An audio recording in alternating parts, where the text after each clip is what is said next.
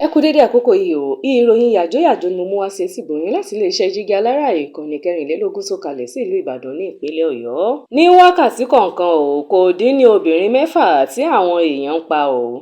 Àwọn èèyàn tó ń ṣekú pa àwọn obìnrin wọ̀nyí lè jẹ́ ọ̀rẹ́, olólùfẹ́ tàbí ẹni tó súnmọ́ wọn lọ́nà kan tàbí òmíràn.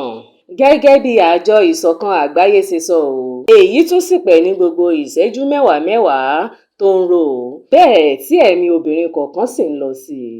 Ní ọdún 2023, àwọn obìnrin tó ti bàlágà àtàwọn ọmọbìnrin tí iye wọn jẹ́ ní 95,000 tí ń ṣe 85 ní àwọn amòòkùnṣìkà kan mọ̀ọ́mọ̀ ṣekú pa. 51 ló jẹ́ wípé ọkọ tàbí èèyàn kan nínú mọ̀lẹ́bí wọn ló ṣe ikú pa àwọn náà. Nínú gbogbo rògbòdìyàn yìí, ilẹ̀ adúláwọ̀ ni ìwà burúkú yìí gógó sí jùlọ.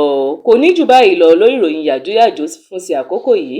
Ẹ máa bá wa subscribe sí ìkànnì Jígí Alára ìkànnì 24 tó kalẹ̀ sí ìlú Ìbàdàn ní ìpínlẹ̀ Ọ̀yọ́.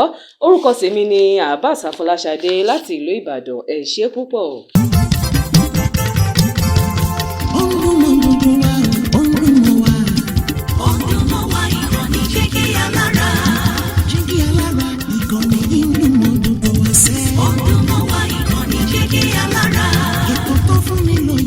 Ètò tó wà ní lọ́yẹ̀ wà ń bẹ̀. Ọdún mọ́ wá ìkànnì Jígí Alára. Ìròyìn lóríṣiríṣi tàbí mọ bó ṣe ń lọ láwùjọ. Ọdún mọ́ wá ìkànnì Jígí Alára. Ìkànnì Jígí Alára. Jígí Alára. Jígí Alára. Jígí Alára. Ìkànnì Jígí Alára 24.